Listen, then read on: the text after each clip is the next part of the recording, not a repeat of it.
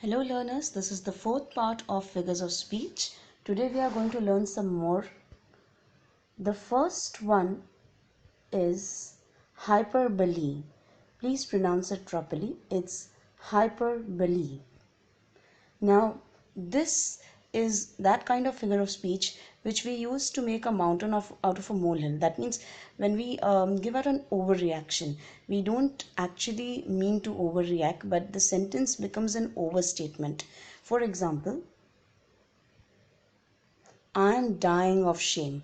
Now, you don't literally die of shame, but you say this when you are really embarrassed. So, I'm dying of shame means I'm so ashamed that I feel like I'm dying of it. So, this is an overstatement. That's why it's hyperbole. The reason why it's called hyperbole is probably because you become a little hyper while giving the statement. The next is your suitcase weighs a ton. It's not possible for a suitcase to weigh a ton. It has to be really big. But if somebody says that, it means that the suitcase is probably overstuffed, or maybe the person who is going to carry it is a little too weak for the suitcase. Now, he saw a man as tall as a power pole. It's not possible for a human being to be that tall. Otherwise, that person would be a supernatural being. So, if somebody says that, the person means that the opposite person is really tall, very tall, or maybe the person who is giving this statement is very short. So, he saw a man as tall as a power pole as an overstatement. Hence, it's an example of hyperbole. The next is he saw his childhood friend after ages. After ages, you don't live that long, especially during these times. But when you say this, you mean that you saw your childhood friend after a very long time. The next is the old man was older than the Himalayas. Now, nobody can be older than the Himalayas, otherwise that person wouldn't be a human being. But if you're saying this, it means that you're trying to say that the opposite person is really old, and that's why you say this. The next is climax. Now, this is a Greek word which means ladder. I mean, you ascend. So, this is generally about the ascending order. Let's look at the first example. To infinity and beyond. Now, after infinity, we don't have anything. But if you say to infinity and beyond for a poetic effect, you mean after infinity and then you go beyond, and then this is what you mean. The next is if you think that's bad, it gets worse. From bad to worse, something more bad, that's worse. So from bad, you go to the next level so that it becomes worse. So this is in the ascending order, hence it's an example of climax. Out of the frying pan and into the fire. Now, this is a very famous proverb. It means you're in a difficult situation and then you end up in a situation that's even more difficult. So, a frying pan is hot, and if you go into the fire, it's obviously hotter. So, it's in an ascending order. One small step for a man, one giant leap for all mankind. Now, step, then leap. Obviously ascending, man to all mankind, obviously ascending. We are talking about quantities as in when we talk about a single man, and then we are talking about the entire mankind. And for step and leap, again we are talking about one small step, and then we talk about a giant leap. So it's in the ascending order from small to big. Let a man acknowledge his obligations to himself, his family, his country, and his God. Now, this is purely in the ascending order. First, he talks about himself, then his family, then his country is more important than his family to him, and then God is the most important in his life. And so, this is how it's going. So, this is climax. The next is anticlimax. Now, this is the exact opposite of climax, it's in the descending order. I die, I faint, I fall. Now, after dying, it's not possible to faint, and if you fall, it's not going to be voluntary. But this is for a poetic effect, and it's in the descending order. You die, and then you faint, and then you fall, which is not practically possible. He lost his family, his job, and his house plants. Now, after losing somebody's family, who would be interested in his job or his house plants? So it's in the descending order. So he lost his family, which was most important to him, then his job, which obviously comes secondary, and then his house plans, which obviously seem very trivial over here, because here we are talking about his family and his job. On the same day, she lost family, her fortune, and her mobile phone. Now, this is a similar example given so that you can understand exactly what I'm talking about. We are again talking about the descending order. Does sometimes counsel take and sometimes tea. Now, counseling is a serious issue, and tea is something that we have casually. So, first we talk about counseling and then we talk about tea. It should be the other way around, but it's for a poetic effect. He tripped at the top of the stairs, fell down the whole flight, banged his head, and died. Now, up until now, it's fine. He broke his glasses too. Now, he broke his glasses the minute he fell down. That's obvious. Or maybe when he banged his head against a step. So, if we are talking about this, then we are going in the ascending order, and suddenly we start talking about his glasses. So it suddenly becomes a mixed up order. So anticlimax is not just descending order, it's also a mixed up order. Please be very careful about this. The next we have irony. Now this is very funny or weird. Now it is also used for taunting people when you want to be sarcastic. Let's look at the first example to understand this better.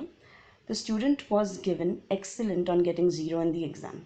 Now somebody is being very sarcastic. It's a taunt. I don't know who would do this because this is cruel. But if somebody gets an excellent remark on getting zero in the exam, somebody is playing a cruel joke. So it's like a taunt.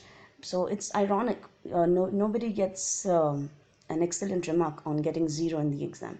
But if somebody is getting that, somebody is being ironic with the person. The roasted chicken was as tender as a leather boot. Now, tender means soft, and leather boots are not soft. So, it's ironic that the roasted chicken is being compared to a leather boot if the adjective tender is being used.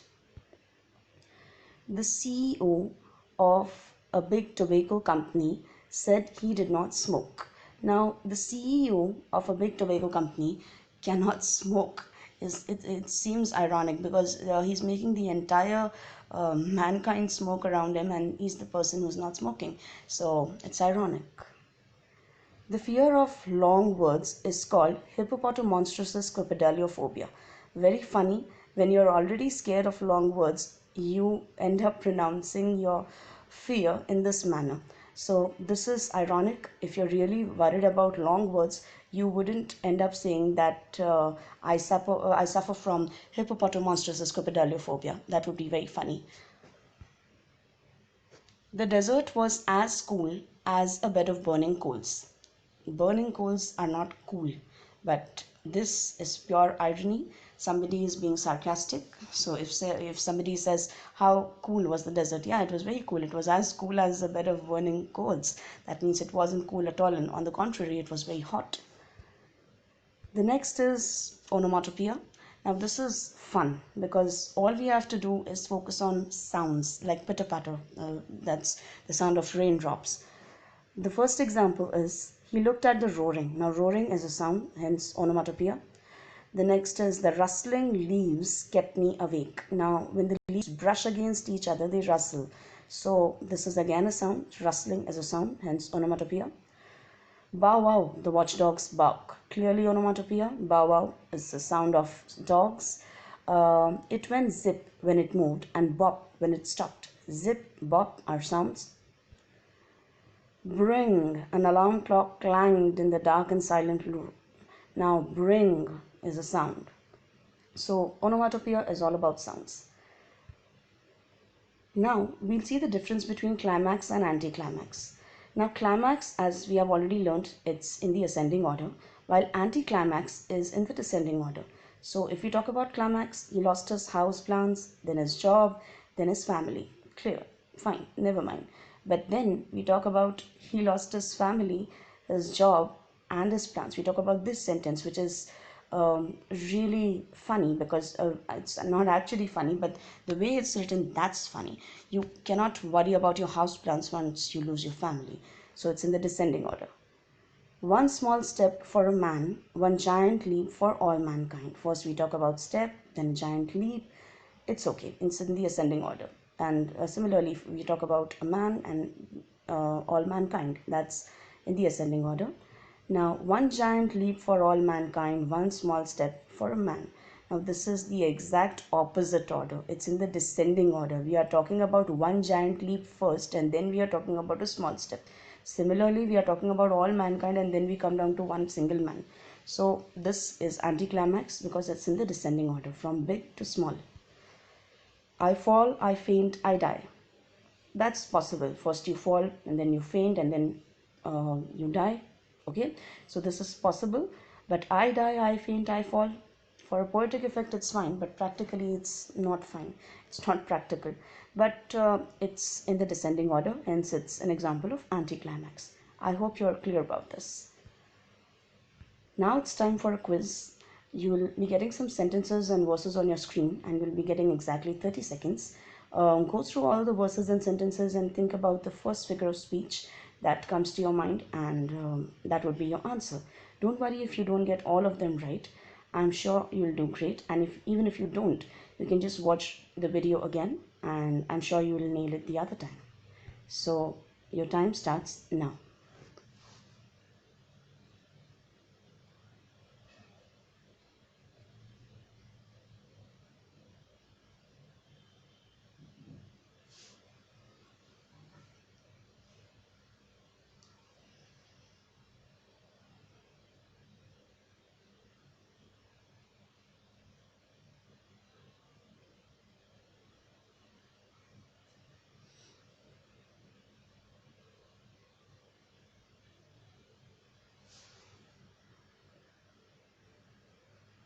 All right, time up.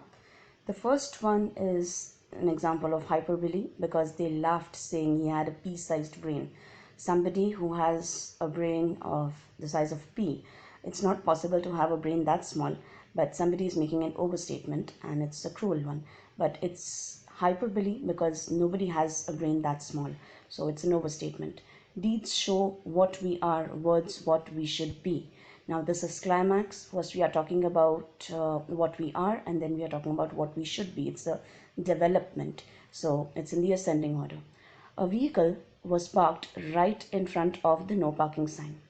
How funny. That's why it's ironic. You can't park in front of the no parking sign. And if you do that, God help you. He was a rogue, a liar, a trickster. A rogue is a serious accusation. If you call somebody a rogue, if you say that, it means you're talking about somebody's character, somebody's principles. You're judging somebody as a person, and it's a serious accusation because a rogue is a complete cheater, and then a liar is a little better than that. Not better, but it's not that serious. Then a trickster. A trickster is a prankster, somebody who plays pranks on people. That's quite innocent. So this is anticlimax because it's going in the descending order. He sacrificed his business, his home, and his honor for political gain. This is climax because business is important, but not as important as your home, and your honor is not. It's more important than your home. So this is in the ascending order, hence climax. The soldier fights for glory and a shilling a day. Anticlimax. Glory and a shilling, they cannot be compared. So if you're talking about glory, you have to talk about something that's even greater than that. But if you talk about a shilling, it goes in the descending order. Hence anticlimax. The boy was dying to get a new school bag. You cannot die, not literally, to get something. It's an overstatement. Hence hyperbole. Ding dong, the bells are gonna chime. Now, ding dong, it's clearly onomatopoeia because ding dong is a sound. Their new boss was as civilized as a shark. Sharks are not civilized. That's why it's ironic. If somebody says this, they are being sarcastic. So, or maybe they are being funny. That's why it's irony.